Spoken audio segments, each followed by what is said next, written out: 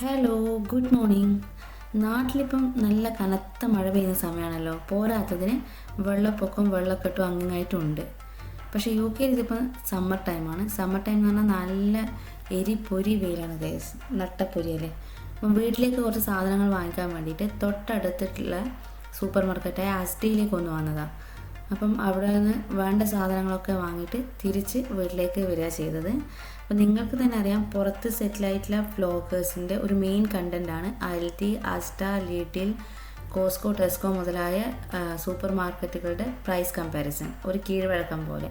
പക്ഷേ ഇന്ന് നമ്മൾ ആ കീഴ്വഴക്കങ്ങളിലേക്കൊന്നും പോകുന്നില്ല. നേരെ വീട്ടിലേക്ക് വന്നു. വീട്ടിലേക്ക് വരുമ്പോൾ തന്നെ നല്ല ടയേർഡും ആയി, പോരാതെ നല്ല ദാഹവും. തണുത്ത വെള്ളത്തിന് വേണ്ടിയിട്ട് നേരെ ഫ്രിഡ്ജ് തുറന്നപ്പോൾ കണ്ടത് തൈരും കുറച്ച് സ്ട്രോബെറീസും അങ്ങ് തെക്കും വടക്കുമായിട്ട് ഇരിക്കുകയാണ് ഗൈസ്. അപ്പോൾ ഇവരിങ്ങനെ തെക്കും വടക്കും നിർത്താതെ നമുക്ക് ഒരുമിപ്പിച്ചാലോ? അതെ, ഇന്ന് ഉണ്ടാക്കാൻ പോകുന്നത് സ്ട്രോബെറി ലസ്സിയാണ്.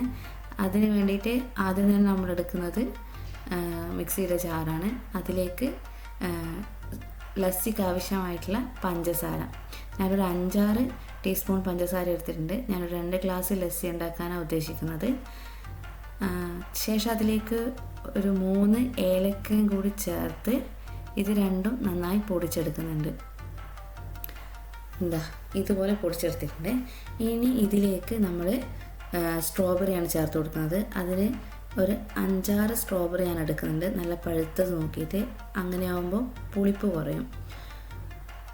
ഇത് നന്നായിട്ട് കഴുകി വൃത്തിയാക്കി ശേഷം അതിൻ്റെ ഞെട്ടൊക്കെ കളഞ്ഞിട്ട് ഇതിലേക്ക് 2-3 കഷ്ണങ്ങളായിട്ട് മുറിച്ച് കൊടുക്കുന്നുണ്ട് നമ്മുടെ മിക്സിയുടെ ജാറിലേക്ക്. ശേഷം ഇതിലേക്ക് ചേർത്ത് കൊടുക്കുന്നത് നല്ല കട്ട തൈരാണ്, ഹോം മെയ്ഡ് തൈരാണ്. അധികം പുളിയൊന്നുമില്ല.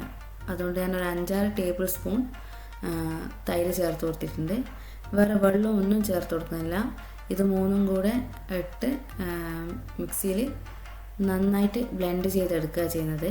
അതിനിടയിൽ ഒരു കാര്യം പറയാനുള്ളത്, നമ്മൾ പഞ്ചസാര പൊടിച്ചതും സ്ട്രോബെറി മുറിച്ചിട്ട് കൊടുത്തതും ആദ്യം തന്നെ ഒന്ന് നന്നായിട്ട് സ്മൂത്തായിട്ട് ബ്ലെൻഡ് ചെയ്തെടുത്തതിന് ശേഷം തൈര് ചേർത്തിട്ട് ബ്ലെൻഡ് ചെയ്യുകയാണെങ്കിൽ നല്ല സ്മൂത്ത് കൺസിസ്റ്റൻസിയുള്ള ലസ്സി കിട്ടും.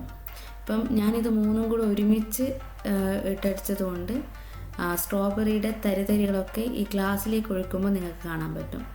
ഞാൻ പിന്നെയും ബ്ലെൻഡ് ചെയ്തെടുക്കുക ചെയ്തത്. പക്ഷേ ടേസ്റ്റിലൊന്നും ഒരു കോംപ്രമൈസും ഇല്ല. അഭിപ്രായം ഇപ്പോൾ നിങ്ങൾക്ക് കാണാൻ പറ്റും. ഇതാണ് അഭിപ്രായം. അപ്പോൾ അത്രയേ ഉള്ളൂ. നിങ്ങൾ ട്രൈ ചെയ്ത് നോക്കുക. Bye bye.